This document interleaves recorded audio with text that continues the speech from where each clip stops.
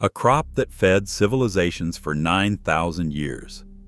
A plant so versatile it clothed armies, painted cathedrals, and nourished entire populations through the hardest winters on record. And then, within a single generation after the Second World War, it practically vanished from Western fields. Not slowly, not naturally.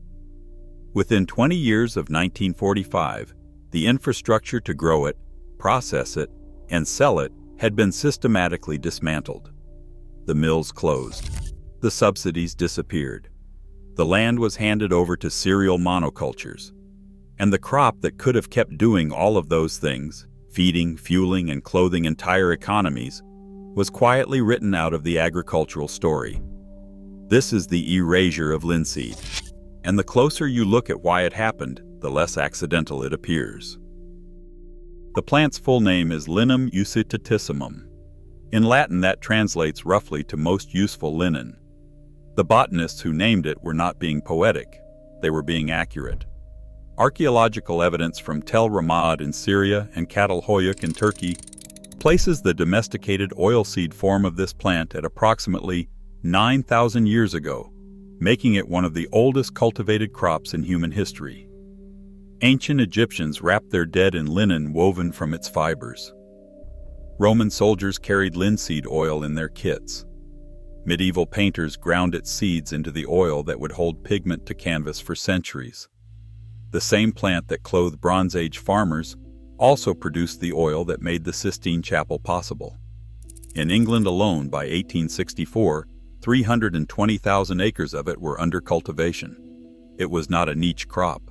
It was a foundation crop. And then the floor fell out.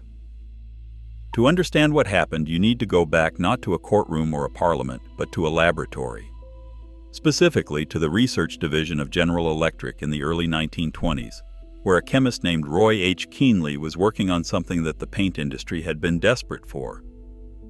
Linseed oil had one major problem as a paint vehicle. It dried slowly, it yellowed over time, and it required skilled application.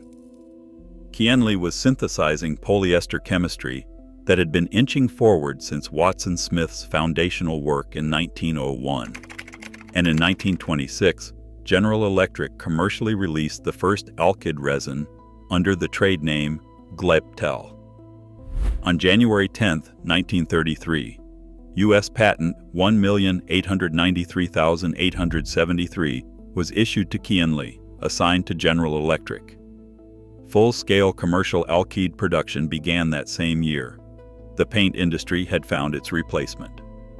And linseed oil, which had been up to that point described by industry sources as the main vehicle available for protective coatings, lost its single largest industrial customer in the span of a decade. But here is the thing. That alone would not have killed the crop. Linseed still had fiber, it still had food. The seed itself is extraordinarily nutritious, rich in omega-3 fatty acids, lignans, and soluble fiber. If the industrial paint market was gone, the food and fiber markets could have absorbed the loss. Except they could not. Because by the time Keenley's alkyd resins were conquering the paint market, a second wave of substitution was already building. Nylon was patented by DuPont in 1938. Polyester followed shortly after.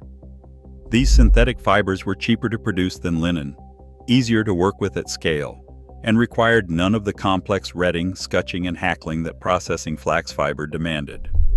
The cotton gin had already gutted flax fiber in America by the 1790s.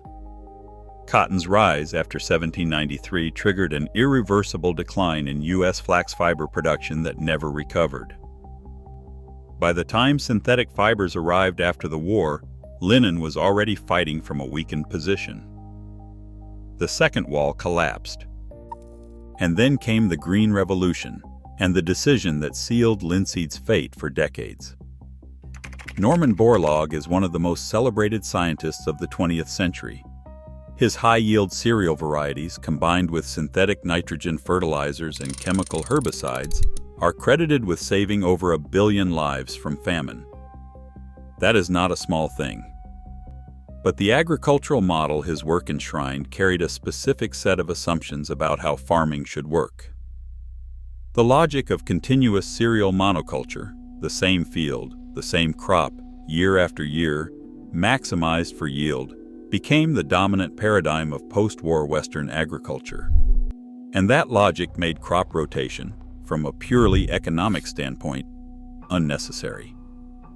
Before synthetic nitrogen, farmers rotated fields with crops like linseed, not just for variety, but because those plants fixed and maintained soil health in ways that cereals could not. Linseed, as modern research has since confirmed, supports mycorrhizal fungal networks in soil. It breaks pest cycles. It reduces input costs. It is, in the language of regenerative farming, a genuine break crop. But in a system where cheap nitrogen could be poured onto continuous wheat, the biological logic of rotation was overridden by the economic logic of monoculture, and linseed, along with dozens of other rotational crops, became redundant on paper. The final mechanism was the most direct. During the Second World War, flax was designated an essential war crop. Governments on both sides of the Atlantic subsidized its production because they needed it for linen, for oil, for industrial applications that synthetic replacements had not yet fully covered.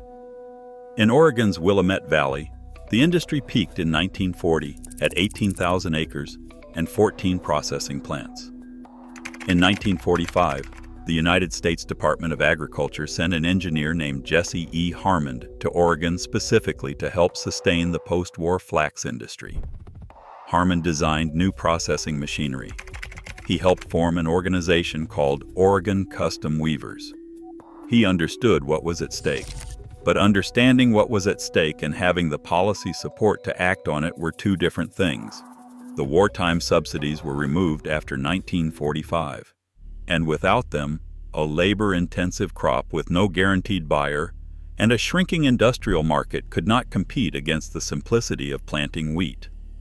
By 1951, only 2,000 acres of flax remained in the Willamette Valley. 10 of the 14 processing mills had already shut. The last mill, in Canby, Oregon, closed in the mid-1960s. Today, there is not a single bast fiber processing facility left in the Pacific Northwest. This is the mechanism that rarely gets discussed. It was not just that demand fell, it was that the processing infrastructure was allowed to die. And once a mill closes, the farmers who depended on it have no route to market even if they want to grow the crop.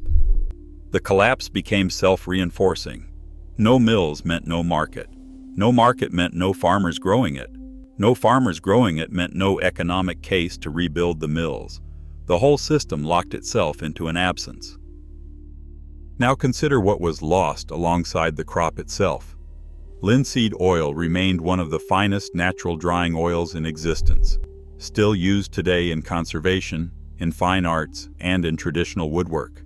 The fiber, when properly processed, produces linen of extraordinary durability and breathability, the same material that has been found intact in 3,000-year-old Egyptian tombs. The seed itself is now sold in health food stores at a premium, marketed as a functional food with cardiovascular and anti-inflammatory properties that the nutrition research community has spent the last 30 years documenting. The crop that was written off as economically redundant in 1950 is, in 2025, being actively promoted by UK agricultural merchants, such as premium crops, as a low-input, high-margin break crop with strong market demand. Boston Seed's commercial director Jack Holgate was cited in early 2026 trade publications, Farmer's Guardian and Farmer's Weekly, describing linseed as a profitable spring break crop that farmers should be seriously considering. The UK government, through a £5.9 million DEFRA-funded project called the Centre for High Carbon Capture Cropping, is actively researching fiber flax and hemp as tools for reaching agricultural net zero targets. And in Saskatchewan alone, Canada now accounts for approximately 40% of global flaxseed production, proof that the crop never stopped being valuable. It was simply stopped being grown by the people who had the most historical infrastructure to grow it. Small operations are beginning to re-establish what was lost. In the Cotswolds, a couple named Simon and Ann Cooper have been growing both linseed and fiber flax under the name Flaxland, running workshops on the full chain from growing to weaving, rebuilding by hand the cottage industry knowledge that the mill closures erased. They are not anomalies, they are early signals. The story of linseed is not a simple conspiracy. No single law was passed banning it. No named lobbyist sat in a room and decided it had to go. What happened was arguably more instructive than a ban.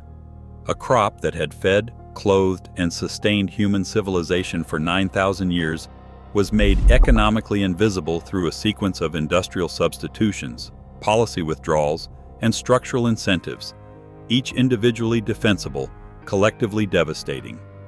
The alkyd resin replaced linseed oil in paint. Synthetic fibers replaced linen in clothing. Cheap nitrogen fertilizer replaced rotational logic in farming. Subsidy withdrawal removed the economic floor. And infrastructure collapse removed the route to market. None of these decisions came with a formal announcement. There was no decree. The crop simply found itself with no customers, no support, and no mills left to process it, and it disappeared. 9,000 years of cultivation, gone from most Western fields in less than 2 decades, and the land that once grew, it has been locked into continuous cereal monoculture ever since, dependent on synthetic inputs, increasingly exhausted, and slowly losing the biological diversity that crops like linseed once maintained for free. The roots were not just forgotten, they were replaced with something that required constant purchasing. That is the part worth sitting with.